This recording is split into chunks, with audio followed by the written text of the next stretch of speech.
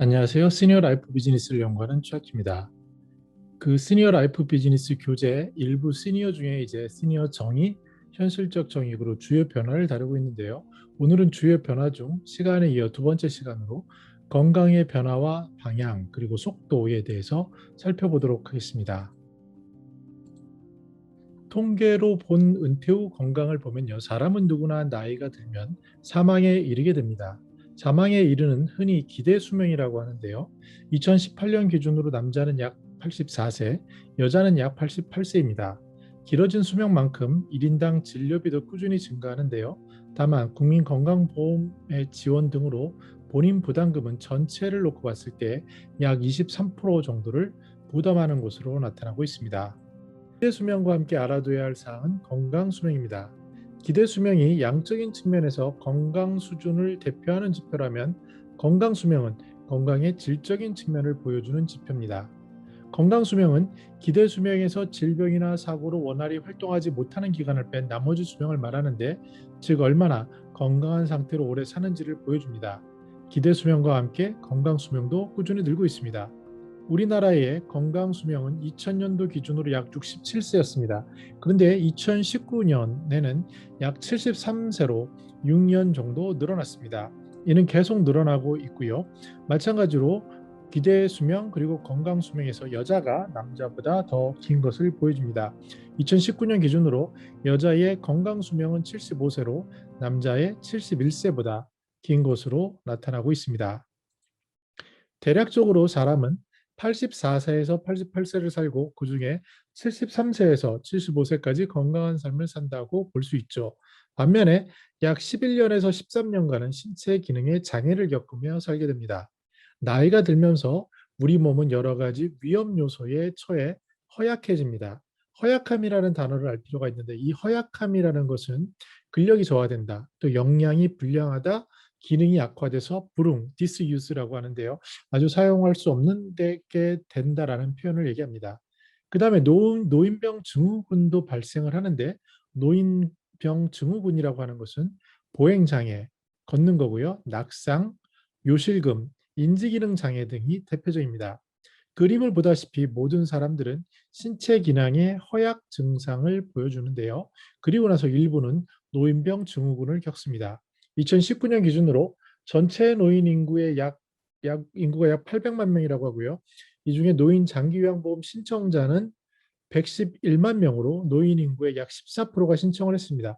신청을 했다는 얘기는 그만큼 뭔가 문제가 있는, 그 신체적 문제가 있다라고 볼 수 있고요. 그런데 실제로 노인장기 요양보험은 이런 규모나 운영이나 이런 건전성 이런 것으로 인해서 전체 신청한 모든 분들이 받는 게 아니라 그중에 약 777만 명, 그러니까 노인 대비 인정률은 약 10% 정도만 받게 됩니다. 즉 노인 장기 요양보험의 돌봄을 받는 노인은 전체 노인의 약 10%지만 전체 노인의 14%가 신체적인 불편함이 심각한 상황이라고 우리는 추정해 볼 수 있습니다. 우리는 허약함이라는 근력 저하, 열량 불량, 그리고 기능 약화, 불용, 즉 디스유즈에 이르기까지 이미 신차적 노화 현상을 이미 미리 겪는데요. 눈은 40세경에 이렇게 벌써 흐릿흐릿해지고요. 호르몬, 또 뼈와 연골 등 50세경에, 또 폐는 55세경에, 요실금은 65세 이상 노인에게서 약 3분의 1이 증상을 보이게 됩니다. 이거 외에도 귀라든지 근육과 체력, 또 피부와 머리카락, 신장과 동맥 등 신체 제방 기능이 노화라는 현상에 직면하게 되죠. 이러한 신체적인 변화는 자연스럽게 건강 관련 제품 서비스의 관심으로 이어지는데, 그게 바로 60세를 전후해서입니다. 그래서 60세를 노년기 케어 관심 전환기라고 표현을 합니다. 그러다가 아까 말한 75세쯤 되면은 노년기 케어 쇠퇴기로 접어들면서 대부분 많은 분들이 건강 수명을 잃고 점차 장애를 가지고 살아가는 그런 시기로 접하게 되는 것을 우리는 알 수 있습니다. 이를 다시 정리해 보면요. 노인의 노화의 흐름을 크게 세 단계를 거친다고 볼 수 있습니다. 먼저 다발성 위험 요인인 고령과 노화, 그리고 만성 질환, 기능이 약화되는 것, 불용을 경험하게 되고요. 또 여기서 나아가서 새로운 노인성 질병의 발병으로 노인병 증후군인 보행장애, 낙상, 요실금, 인지기능 장애 등을 겪게 됩니다. 노인장기 요양보험에 신청을 하고 돌봄을 받는 단계, 그것을 거쳐서 생을 마감하는 그런 단계를 걷는 것이 일반적입니다. 생의 마지막 단계를 살펴보면 주요 원인은 2019년 기준으로 악성 신생물, 암이죠. 그리고 심장 질환, 폐렴, 뇌혈관 질환, 당뇨병의 순서를 보여주고 있습니다.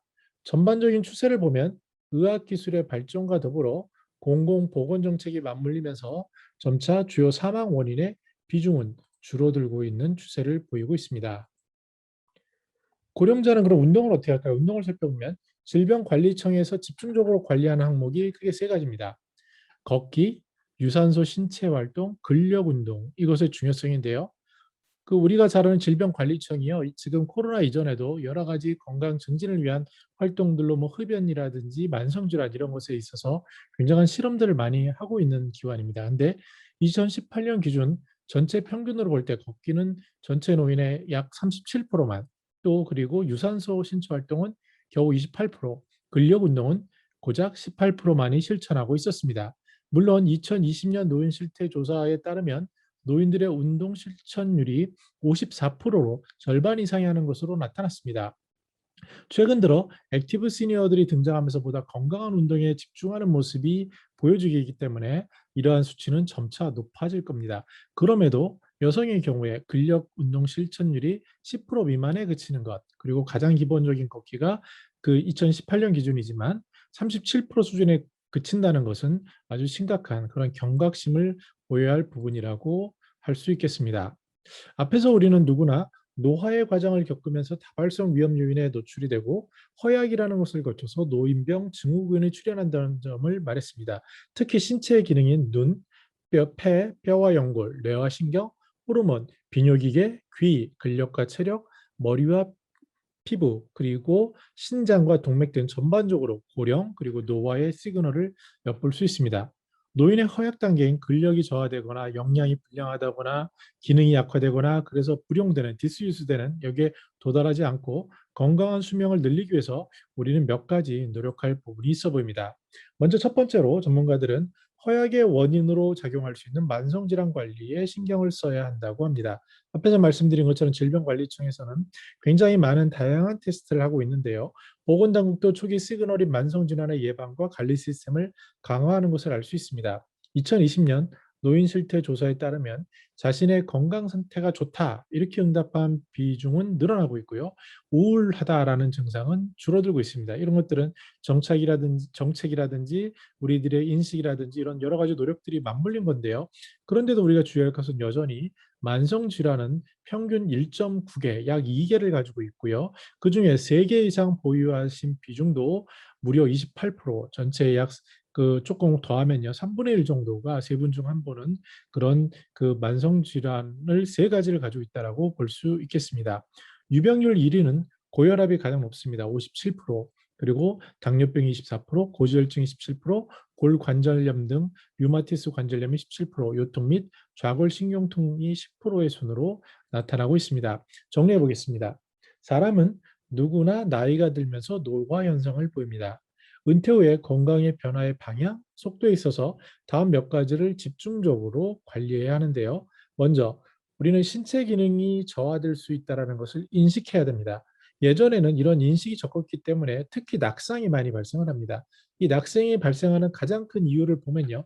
옛날을 생각하는 거예요. 아주 문 앞에 있는 작은 문틀에 대해서 그냥 건너갈 수 있겠지라고 생각하다 걸려서 넘어져서 낙상이 되게 되면 그중에 3분의 1은 아주 와상 환자가 되고 와상을 하게 되면 몸을 움직이지 못함으로써 결국 사망까지 이르는 아주 무서운 질병인데 그 출발점은 자신의 상태를 인지하지 못하는 겁니다. 저 같은 경우도 아직 50대 초반이지만 그 너무 무리하게 운동을 하다가 허리를 다쳐서 고생을 하는데 이런 자각 경각심이 있어서 지금은 무거운 것을 들을 때 굉장히 숙이고 또 아침에 스트레칭을 하고 이런 것들을 조심조심합니다. 근데 이러한 오히려 건강하다고 생각하는 분들이 급격한 행동, 과격스러운 행동으로 오히려 더 위험에 처할 수 있다는 것을 우리는 명심해야 되고요. 몸이 예전과 같지 않다. 그리고 노화에 따라 신체 기능도 점점 떨어졌다는 것을 인식할 필요가 있습니다. 물론 평상시에 꾸준히 관리하신 분은 그것이 상대적으로 덜함을 알 수 있죠.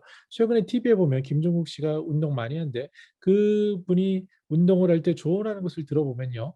굉장히 프로세스를 중시하고 정자세를 중시합니다. 그만큼 고수가 될수록 정확하게 그리고 조심스럽게 스트레칭하고 운동하는 것을 안다는 것은 여러 가지 운동에서도 고수들이 말하는 것임을 우리가 명심할 필요가 있고요. 특히 나이가 몸 관리가 덜하신 분들은 나이가 들면서 신체 기능이 저하될 수 있구나 이를 인식하는 게 중요합니다. 두 번째는요. 몸의 체액 산소화 방지를 위해 신경 써야 합니다.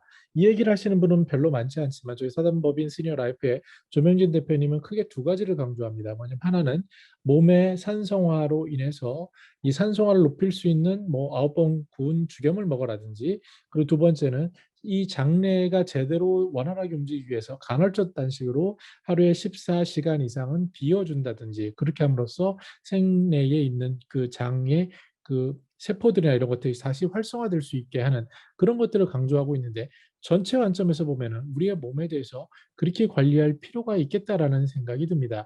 즉 산소화를 막을 수 있는 그 체액 산소화를 막는 노력도 해야 되고요. 그다음에 특히 몸에 들어가는 음식 산소화를 도와주는 아주 나쁜 유해한 음식들을 피해야 되고 이왕이면 건강한 음식 그런 관리를 할 필요가 있어 보입니다. 나아가서 기본적인 운동을 해야 합니다. 그 질병관리청에서도 얘기하는 걷기, 유산소 신체 운동, 근력 운동을 꾸준히 할 필요가 있습니다. 주변에서도요 꾸준히 걷기만 했는데 1시간씩 걷기만 했는데 아주 건강하신 분들 많이 볼 수 있고요. 또 나이가 많이 들어서 우리가 볼 때 과격한 운동이라고 생각하는 것도 꾸준히 했을 때 그분들이 더 건강해지는 것을 볼 수 있습니다.